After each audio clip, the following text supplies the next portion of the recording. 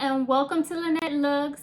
If you've been here before, welcome back. I'm here with another book review and I'm super excited. If this is your first time on my channel, I'm Lenette and I review books on my channel, and I hope to do a lot more and extend it to movies. I'm a big rom-com lover, so I do want to do that as well. And this is the month of February, the month of love. I will be reviewing some rom-coms here and some really good fun movies that I know if you love rom-coms you will love.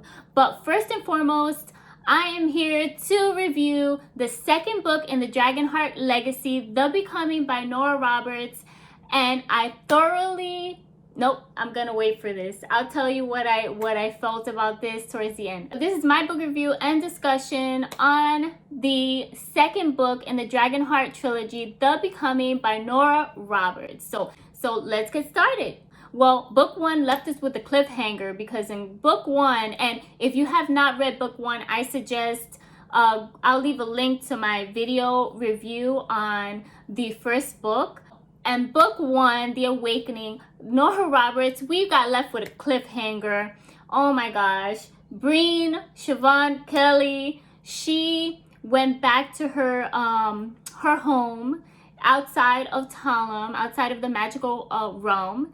And little did she know, when she's going to return back to Talum, Marco, her best friend, the guy that I totally enjoyed in this story, he is super cool, super fun, super funny, and such a ride or die best friend.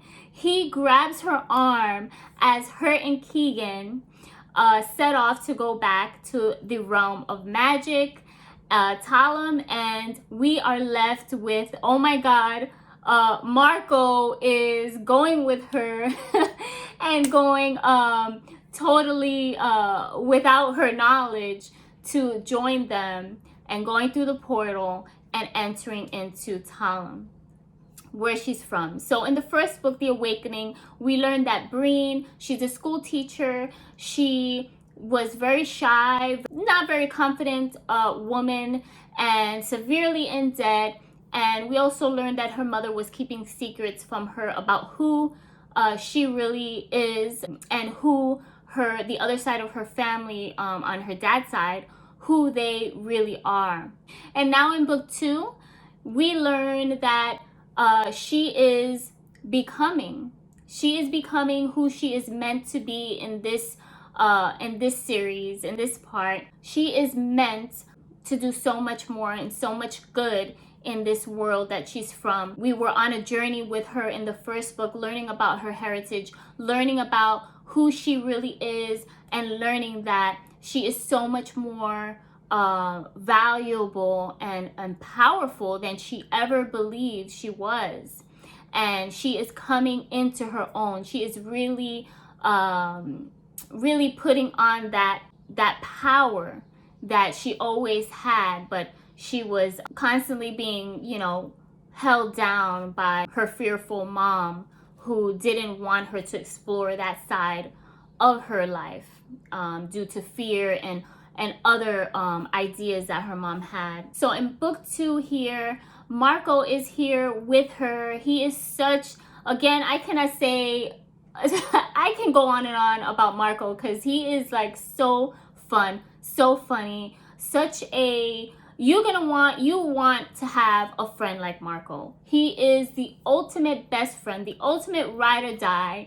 He is the ultimate chill, cool, and just, he cools everything down when it starts to heat up, When things get too serious, here comes Marco with the joke. Here comes Marco to kind of ease the tension. He's such a nice and refreshing character. All of Breen's relatives and the people of Talum, they welcome him with open arms. So that was very nice to read about. And so we find Breen and Keegan, who is the leader of the Fae, the leader of this world in battle whenever they need him to guide them, what's going to happen. He's kind of like at the forefront when things are happening. He's there. He's like the main warrior, the main guy. And so Breen is continuing her learning about herself, learning about her unique gifts that she has, and she is really coming into her own and taking on all of these new things that she has learned about herself. And she was having a bit of a hard time dealing with the fact that how is she going to live in both worlds now that she knows about this side of her life? How is she going to where is she going to live? Where is she going to stay? What side is she going to choose? Is she going to stay back in the, regular normal world as a teacher now that she knows all of the things that she has in this magical realm? Or she can live both, half and half, but we don't know yet. It's her journey, and we're on the journey with her, and so far she has not chosen a side yet. It's getting very dark, very dreary, very frightening in book 2, because we learn that Breen's grandfather, Aldrin, the god Aldrin, he has become a total traitor, and he is super evil, and his plan is to destroy Talum, to take over the worlds as we know them to be, the regular world and the magical world. He wants to rule. He wants to take over everything, and he wants to destroy. He's like super evil. He's like the devil. And in this book, you find war, you find battle, there's a lot of action. Breen is continuing her training with Keegan as a warrior, and she knew this going into this in book 2, that if she came back, she was going to fight and risk her life for Talum and defeat Aldrin, because that is his plan, and he plans on just destruction. How evil is. They want to just destroy and make things that are not theirs their own, and just take and kill, and that's what he's trying to do. And where he's at, he cannot go or get to Talum, so he's trying to break the border or the magical line that keeps him out of Talum. So in the meantime, Breen and Keegan, they are working hard and training hard, so that way when he does break it, that she's ready and everybody is ready to just go full force and battle and go into battle. So this book there's a lot of action, there's a lot of tension, fear, and not knowing really what's going to happen, but knowing that they're just going to give it all they have and do whatever it takes to save Talum. And it's so unfortunate because she just found out about it, and now she's faced with losing her family that she just found out about, and losing everything there. And she just came to find this place and find her family and get to know everybody. Keegan and her, their attraction towards each other keeps growing. They're putting their responsibilities in the forefront of their feelings, because obviously they're having to continue to train to eventually risk their lives to save where they're from. So you see the angst, you see the tension, you read about their attraction towards each other. It's not like romantic. It's not there. You're not gonna find like romance in this book too between them in like that romantical love story type of way, because the book is just about them gearing up to defend Talum. There are several love type stories, and I say type stories because there's the love, the first love, when you meet somebody and you fall in love. You're going to read about that, and it actually involves Marco, and I was so happy for him, you have no idea. So you will go on this journey with him in this new magical world, and who he falls in love with. And that's really special. It's so super cool, and I was like rooting for him the whole way. So you have that love story, and then you also have the love story between, like I said, Keegan and Breen, but it's just the tension. There's no like, you're not gonna find that Hallmark type of falling in love sort of thing. It's just like, we have duty to do, but you know, we really like each other, but we got to do this and save the romance for later, you know. And then the other one, which I was shocked at this twist, the other love story is really not a real love story. It's like all in this fairy's mind, which she's a dark fairy, even though she lives in Talem, and they're all supposed to be like, I'm assuming, good and magical and all getting along, you know, but you find that this fairy has a very dark side. Keegan was romantically involved with her, but it was kind of like they were never like really serious in love. Like he was never like totally in love with her. It was more like a casual thing for him, but for her, she really wanted to have more with him. That feeling of wanting to have more of him in the way that she wanted, that tug of war, because she realizes he doesn't feel the same way, she gets really pissed. Pissed to the point where I was shocked at where this went, and it was a total twist in this plot line, and it took you into another path of what happens when somebody is I would say there's an obsession and a wickedness, and there's jealousy, and she has envy because she sees that he would rather be with Breen. But the things that she does to get him back and show that she's really angry is unforgivable, what she does. But you'll see the path that she goes on towards. Anyway, she goes into a dark path, and so that's another storyline there with her. And I forget her name, but she's a fairy, and there are dark fairies out there, so watch those fairies. They're dangerous. But in this part, yeah, that's a dangerous one that he got involved with, and she just went ballistic. So that's gonna take you for a whirlwind ride with that character.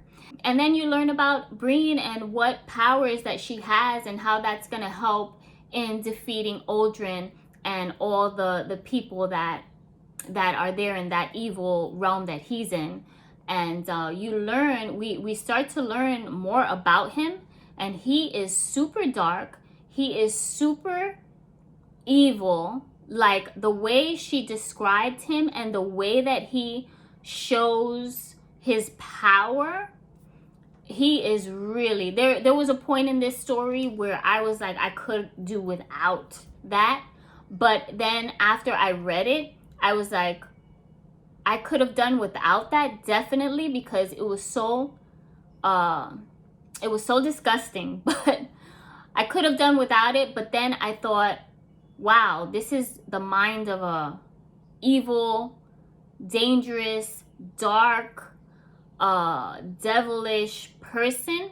Like, you go into his living, like the way he is, even the way he would show love, which is not like love, obviously, but the way in which he would, I don't even want to give it away, but there's a particular part that he has with someone, and oh my God, I was like, my hairs were standing on edge, because I was like, I don't want to imagine this, but as you're reading it, obviously you're imagining what's going on, what's being described, and it was hair standing. It was like, it was not nice. This is putting it very lightly. I don't know how else to describe it, but it was real bad.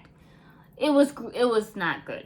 But anyway, so you learn, you know, how dark he is. He's super dark. Like, how did he get that way, right?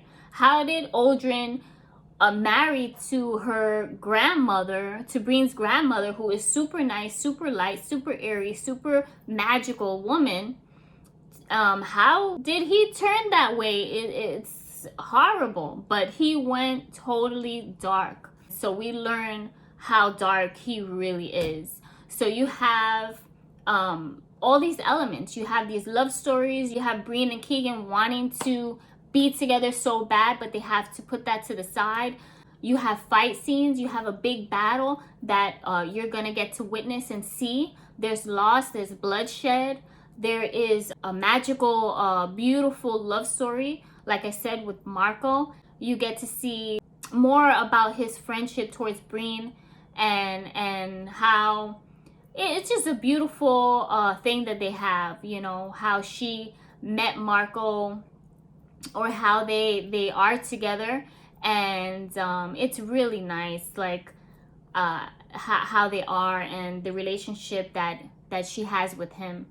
And I really wanted to see more of Breen and Keegan, but obviously more on the romance side. But obviously in this one, this is like a bridge book where it's getting you ready for all that you want to see, and all that you want to have happen in book 3, The Choice. And I will be coming at you with a book review for The Choice soon. I hope soon. And that's gonna be, I really hope, super good and super amazing, fulfilling all of the things that I'm hoping for, all of the events to come to full circle and have a beautiful ending in The Choice. So I highly recommend this book. I highly recommend reading The Awakening book 1 in the Dragonheart Legacy series. This is book 2, The Becoming, and then you have The Choice, which was just released at the end of 2022. So I gave this book 4 stars. Why didn't I give this book 5 stars? Is because at times it was very lengthy, and I felt like there were like fillers, a lot of it was kind of slow and dragging in the beginning, but it definitely sped up towards the middle and continued to get better as you got closer to the end. I thought The Awakening was better, so that one I gave 5 stars, which was book 1. And so this one I gave 4 stars, and I'm hoping that The Choice is really gonna boost it up and be a 5-star review. So yes, I gave it a 4 star book review. And I highly recommend you read this book. If you enjoy romance, if you enjoy action, adventure, magic, a magical world, if you enjoy good versus evil, light versus dark, you are gonna love this story. And I hope to see you here on my next book adventure, my next book review. I call them adventures because they truly are adventures, and I love to get lost in them. And I hope to see you soon on my next book review. So on that note, guys, I will see you on the next one.